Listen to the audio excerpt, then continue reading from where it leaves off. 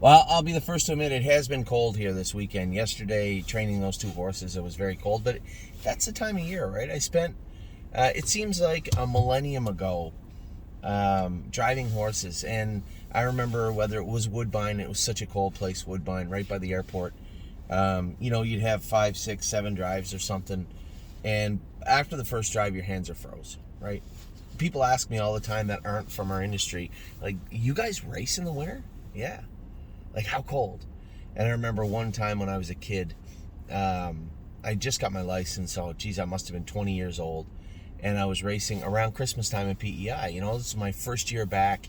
You're going to be a superstar driver in your mind, and and you want to drive, so you want to show off. You're a big guy coming back from away, and I remember, I'll never forget, the horse's name was Omaha Gambler, and I drove him, and I believe the temperature with the wind chill was like minus 40 Celsius, 42. So it was so cold that as soon as you went outside, you could just feel how cold it was. I don't know how to explain it. If you've experienced weather like that, and I don't mean walking from your house to your car, but being out in the elements like that, you know what I'm talking about. It's cold, but you get used to it, right?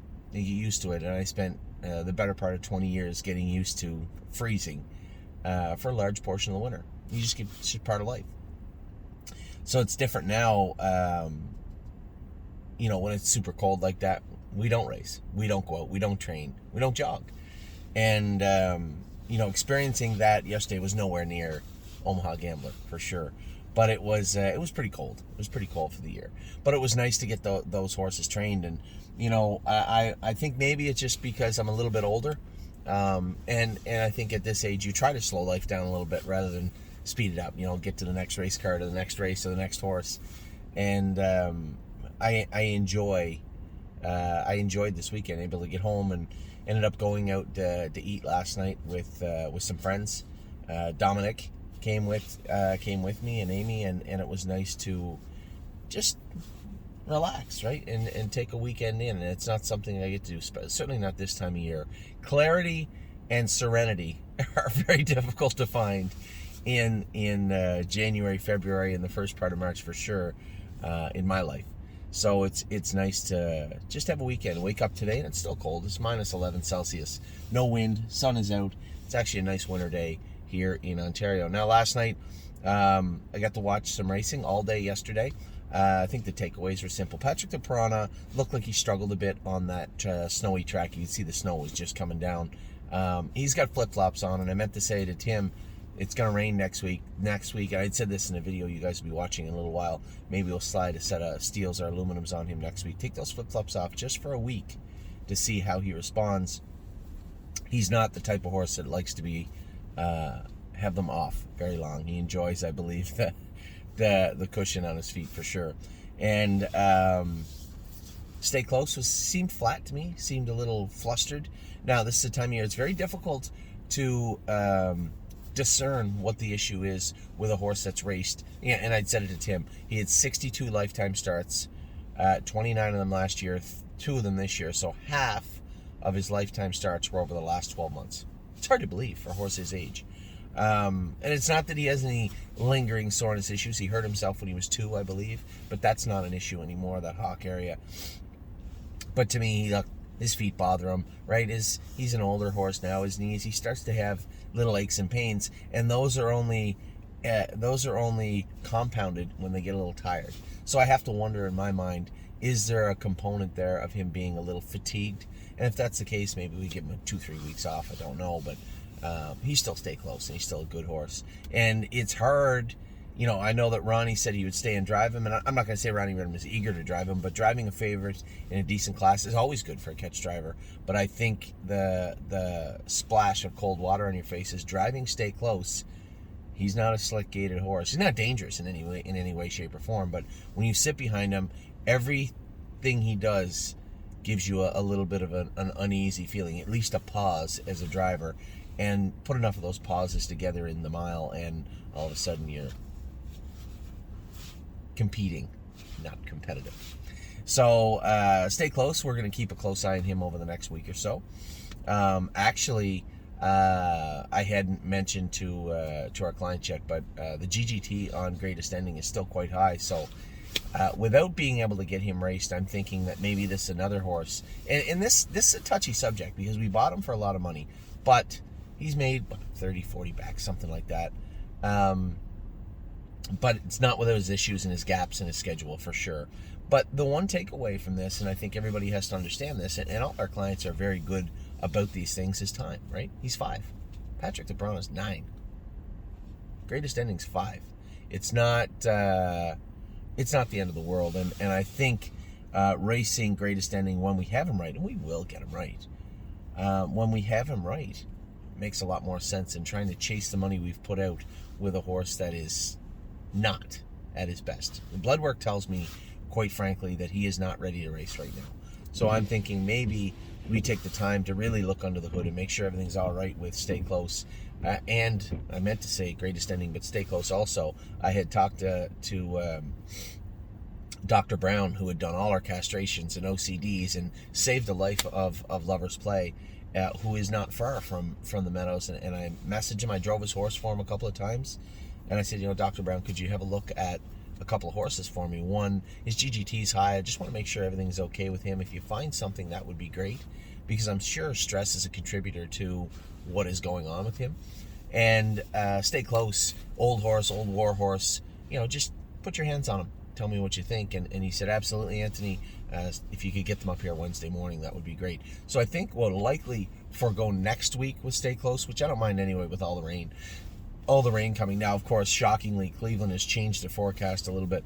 Less rain coming, but still rain coming. And I'm still concerned about if we're going to be able to get raced this week. So Stay Close we'll forego next week. And Greatest Ending is completely on hold until we get him right. Now, is there a component where we just say, hey, we're just going to give this guy, both of them, just 2-3 weeks off, reset, bring them back? 100%. The whole goal with Greatest Ending is to be able to pull his blood and be happy.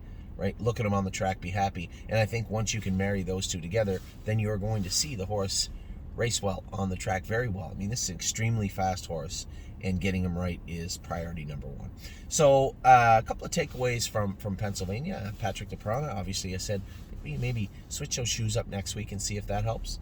Stay Close, give him a tiny break, whether that be 1 week or 2 or 3 weeks. That'll be up to Stay Close and the report I get from Dr. Brown. And Tim is going to take them up on Wednesday. And then, of course, look at Greatest Ending also. So that's what's going on the Pennsylvania side of things. I'm super excited about next week. I think Thursday, if I'm not mistaken. I think we have 5 down there. I could be wrong.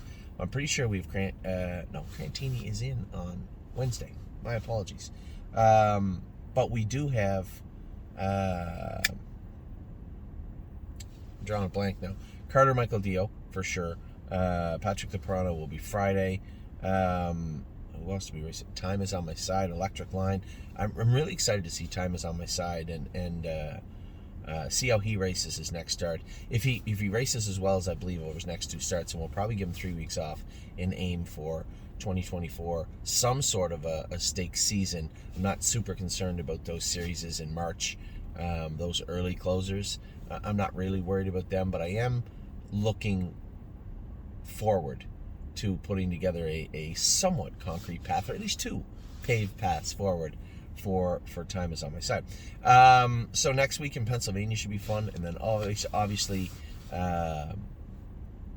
last night, very happy to see Lauren get the win with Delicious Stone DK. And if I'm not mistaken, he fits that class again, so that's good. And then Walter's Keepsake race great. Jason, I told him, he's always down on himself. He goes, I shouldn't have got beat.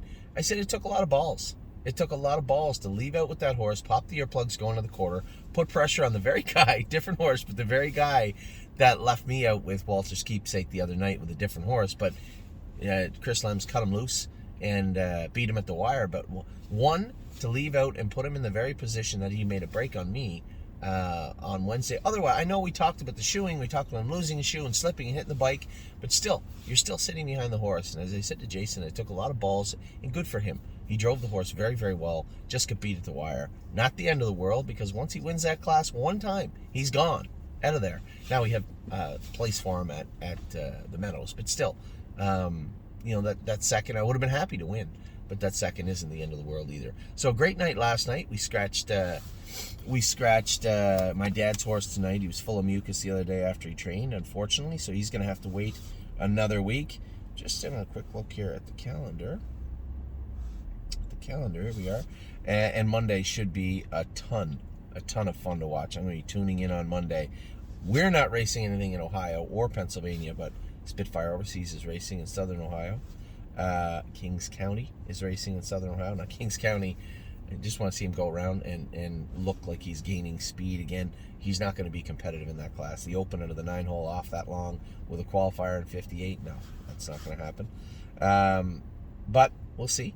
We'll see what happens with him. Renegade Gypsy's also racing in Southern Ohio, and then we switch gears over to the last three of the night, which is Good As Him, first start back in a year, Locatelli, and White Tiger. So a lot going on over the next 48 hours, but really happy with the way the week turned out last week, and really, really happy with the way things look right now. Now I'm going to take the morning, and I am going to put together the sets for tomorrow. Now, we're not going to video tomorrow. We're only going very slow tomorrow. We've gone pretty hard over the last 3 training trips with those guys. They are now locked in, and many of them, as I like to say from time to time, are screwed down pretty tight. They're ready to rock and do their work moving forward. Now, I need to understand that when I say that, I go back to a great email I got the other day with somebody trying to extrapolate. When I say they did this or did that, or they're trained down, or in this case, they're screwed down tight, what does that mean? And moreover, are you happy with where they're at?